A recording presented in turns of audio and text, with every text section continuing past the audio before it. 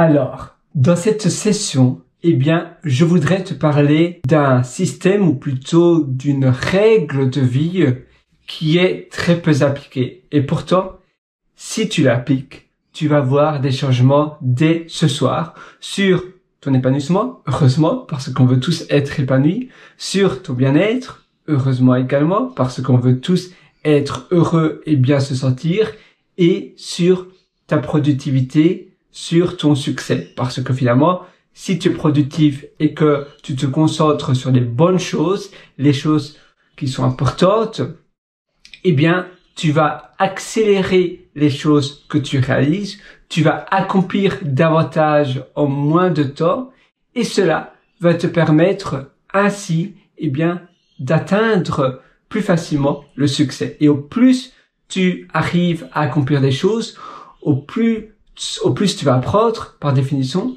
et donc au plus tu apprends, au plus tu itères, au plus tu apprends de tes erreurs également, au plus tu accomplis des choses, et ainsi de suite, tu l'auras compris, tu vas réussir davantage. Réussir, qu'est-ce que ça veut dire? À nouveau, réussir, c'est très personnel. Qu'est-ce que ça veut dire, la réussite? Je ne sais pas. On a tous une vision et une perception différente de la réussite, mais en réalité, ce que j'ai envie de dire, c'est que si tu atteins les choses que toi, tu veux vraiment atteindre, les choses qui sont réellement importantes pour toi, tes objectifs, tes buts, si tu les atteins, on peut déjà dire que tu as réussi ce que toi tu veux faire. Et si on réussit ce que l'on veut faire, on a réussi.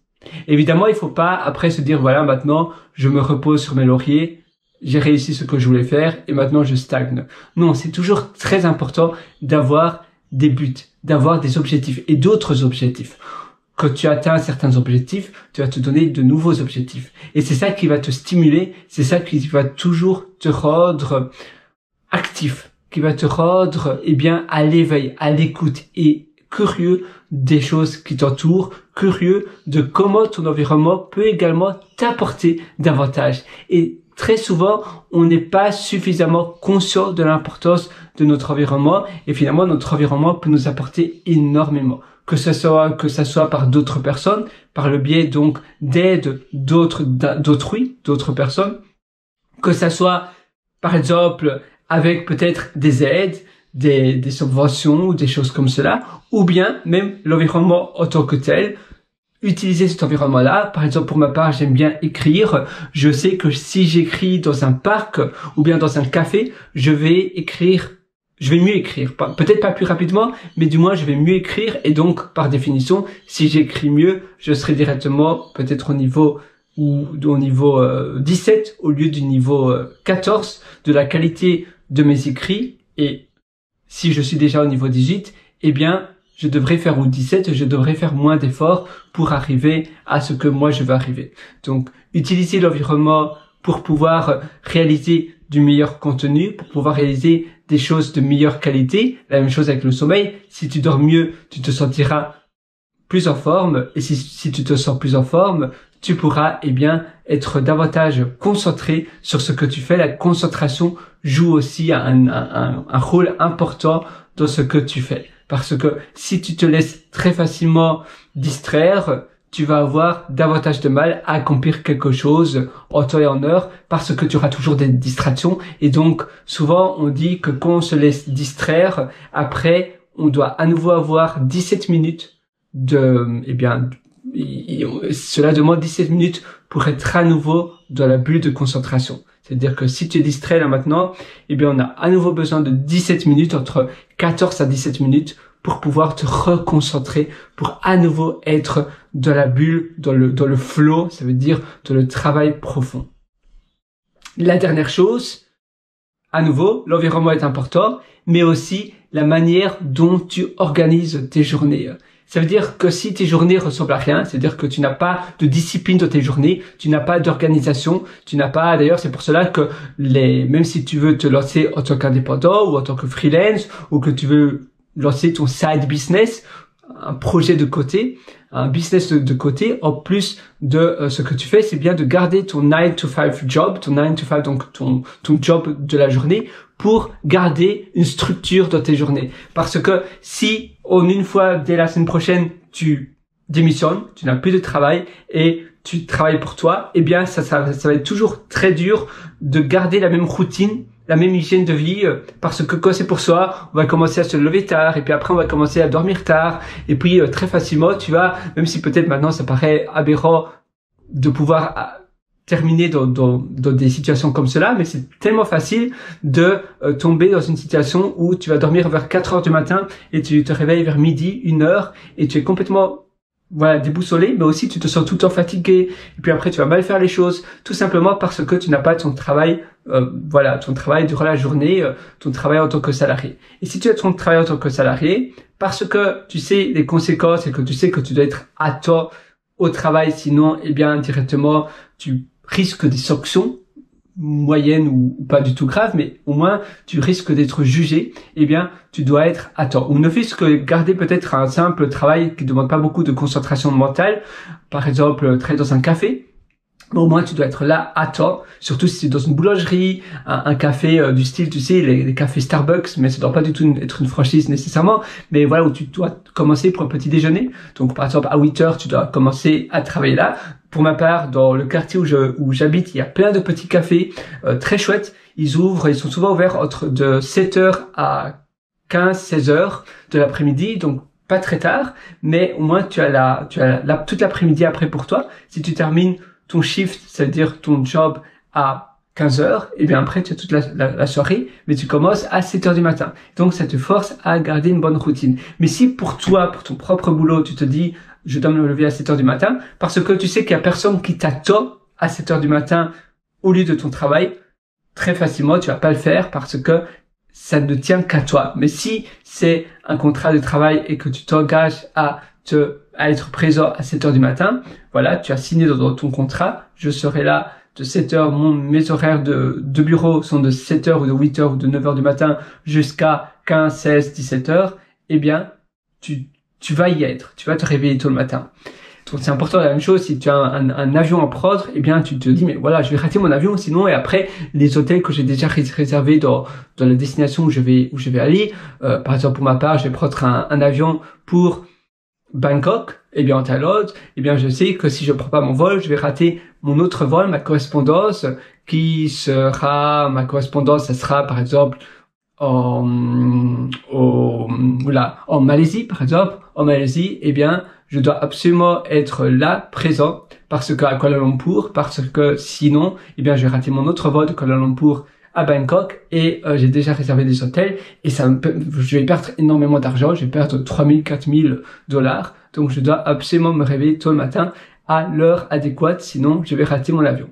Mais si tu as un travail pour toi, tu sais que tu as des choses à faire, eh bien tu vois pas vraiment cela en tant que quelque chose d'important, parce que tu te dis si je me réveille à 11 heures du matin, je peux toujours faire ce que je dois faire sur mon ordinateur. Et c'est là où tout doucement tu vas te réveiller de plus en plus tard et tu vas aller au lit de plus en plus tard, et après tu vas mal te sentir, tu n'auras pas un horaire stable de sommeil. Et à nouveau, ça va jouer sur ta productivité. Donc tu vois, c'est pas seulement l'environnement, c'est pas seulement la manière dont tu interprètes les choses, c'est pas seulement, c'est très important aussi de bien se sentir, on va dire, d'effacer ou plutôt d'éloigner la négativité le plus possible. Tout ce qui est négatif, tu l'éloignes le plus possible, mais quand même, si tu te sens fatigué, que tu n'as pas une bonne hygiène de vie, c'est plus facile d'avoir de la négativité. Parce que quand on est fatigué, on se met plus facilement en colère, on a plus facilement des idées noires, on est moins motivé, on a moins d'énergie, on fait moins bien les choses, et puis ça diminue notre confiance en nous. Parce que quand on fait moins bien les choses, on se dit mais finalement je suis pas très doué, et en une fois, ton estime de toi, eh bien, s'écroule. C'est important d'avoir une bonne hygiène de vie, d'être discipliné dans ses routines, dans l'organisation de tes journées, également de faciliter toutes les tâches de démarrage de tes activités, de chaque tâche que tu dois faire. Si tu facilites, que tu enlèves la friction au début pour commencer une tâche, ça va être beaucoup plus simple de commencer la tâche en question. Ça aussi, c'est une astuce toute bête, toute simple, et pourtant ça fonctionne du tonnerre. Si tu diminues la friction, par exemple, je dois écrire un livre directement si j'ai Pages ouvert sur mon ordinateur, le programme Word ou le programme d'édition de texte, et qui est déjà ouvert, et que tous les autres programmes qui pourraient me distraire sont fermés, eh bien, j'ai déjà mon ordinateur ouvert. Quand je me réveille, c'est ouvert, ça m'attend. J'utilise une application assez chouette qui évite que l'ordinateur se mette en mode sommeil. Et ça s'appelle Amphetamine, je pense. D'ailleurs, je peux te montrer. Attends une seconde, je vais te montrer ici sur mon ordinateur. Là, je suis persuadé que ça s'appelle Amphetamine. Voilà, tu vois, c'est ça, Amphetamine, et tu peux. C'est assez chouette en réalité. Donc, je vais aller dans Settings. T'as pas mal d'options. Donc, d'ailleurs, si je te montre ici, voilà, ça c'est le nom, tu vois, Amphetamine. Très chouette. Sinon, évidemment, pour faciliter mes écrits, eh bien, je peux aussi utiliser la FreeWrite, par exemple, que j'utilisais. C'est très chouette, mais tu as d'autres solutions beaucoup moins chères que tu peux utiliser. Par exemple, j'aime bien l'application qui s'appelle Simple Notes. Simple Notes, ils ont aussi un mode focus, comme bear, B-E-A-R, comme ours en anglais, qui est très chouette.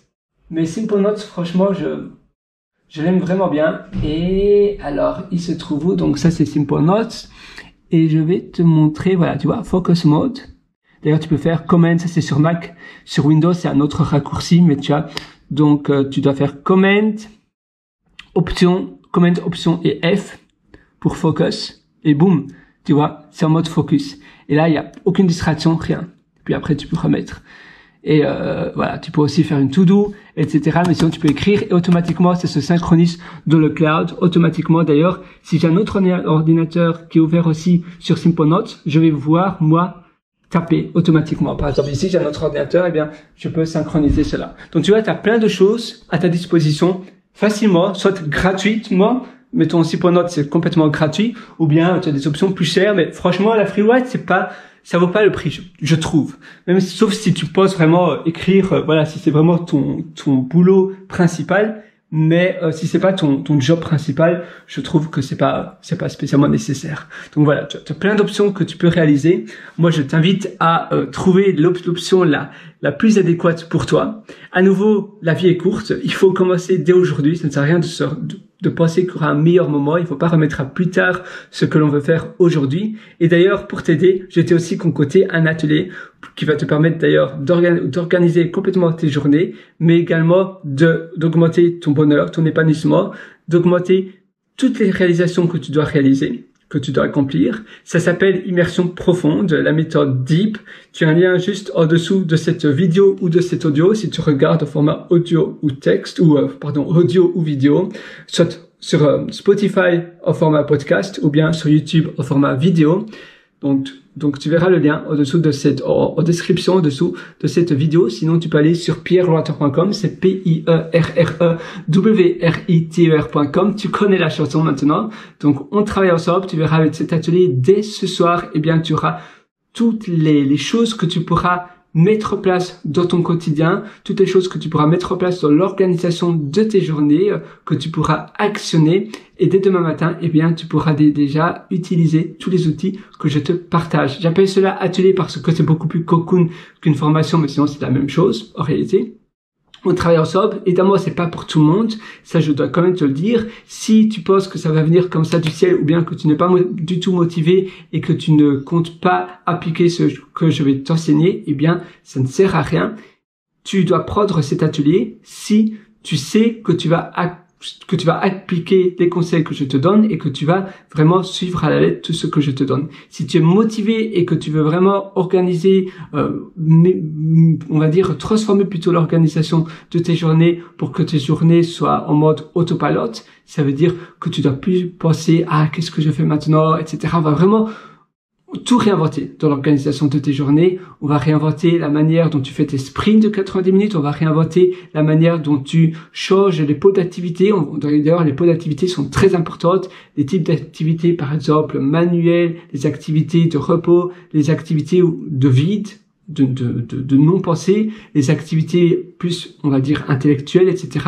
On va tout réinventer de A à Z. Et dès ce soir, avant ton thé du soir, avant d'aller au lit, eh bien, tu auras déjà tout entre tes mains. Moi, je te retrouve directement de l'autre côté dans Immersion Profonde. Je te souhaite une excellente journée. Si tu as aimé cette vidéo, n'hésite pas à me mettre un pouce bleu, à me suivre, à me follow me. Et je te souhaite une excellente journée. À nouveau, l'organisation de tes journées, l'environnement, et le mindset, la force à penser positivement, eh bien, ça change tout. Si tu appliques déjà ces 3 ingrédients, tu verras un réel changement dans tes journées. Je te souhaite une excellente journée sur ce. Ciao, bye bye.